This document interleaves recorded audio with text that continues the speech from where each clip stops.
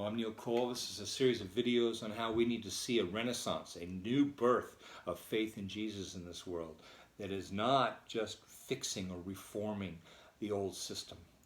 You know, the old system's been around for almost 2,000 years. When Constantine came into power as emperor, he did something. He made Christianity legal, but he also made it profitable. And ever since then, Christianity has been a religious system that exists for its own self-preservation, that is a business that offers to people spiritual goods and services for a price.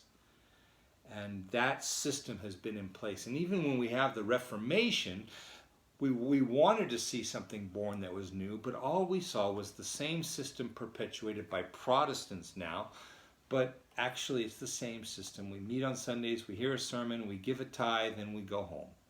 And it hasn't really changed in 2,000 years. In history, where we do see the church thriving and becoming a movement, it is not the old system that suddenly becomes a movement. It's a birth of something outside of the system that is alive and spreads like a wildfire. And that's what we need to see today more than ever.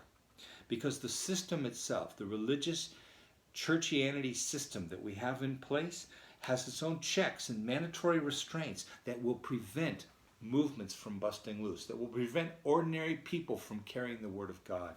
There's always a small minority of people that hold all the power, and they are not willing to let it go.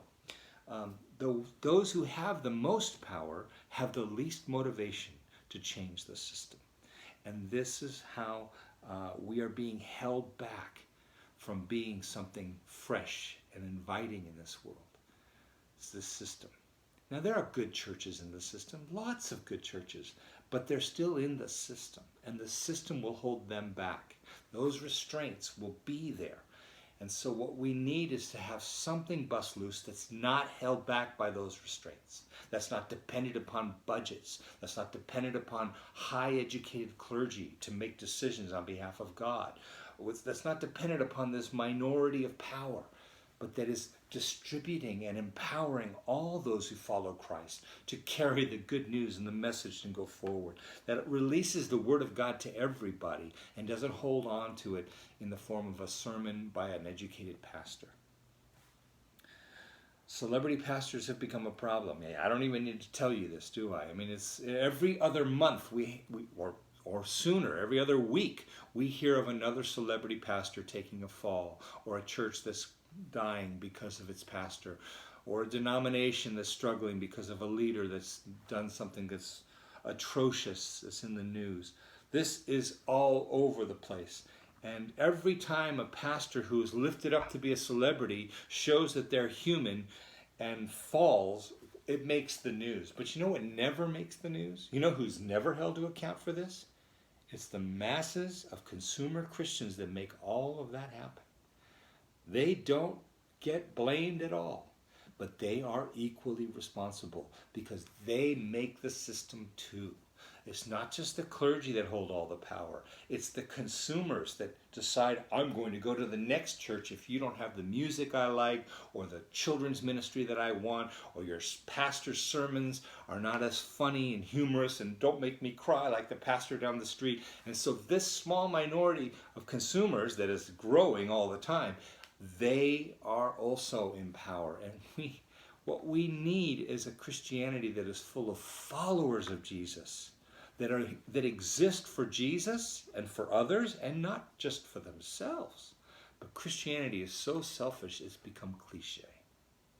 We need to birth something new, fresh, real, authentic, life going to life.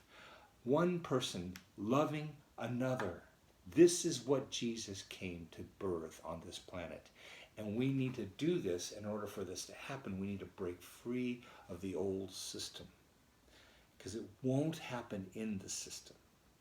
And all the steps we take to try and make the system better ends up consuming even more of our resources and our energy and our affections and produces nothing. So I've given the last part of my life, whatever that is, to birthing something fresh and new, a renaissance that will come to this world, that will birth not just movements of disciple making, but of creativity, of the arts, of life, of good works. This is what I want to be a part of. And I know from the inside that the old system cannot produce it, and I'm giving my life to birthing something outside the system. So there are lots of people that aren't going to like what I'm saying because I'm not including them. And you know what? That's fine. You have your system, you have your platform, that's fine. But I'm going to be about something different. I'm not going to try and tailor all that I do to try and please people that are already about pleasing people. I want to be about releasing something fresh and new in this world, dynamic, fruitful, that's about love and truth and light. And that each follower of Jesus carries within them. So that's what I'm looking for. That's what I mean when I say Renaissance. Listen to Jesus and do what he says.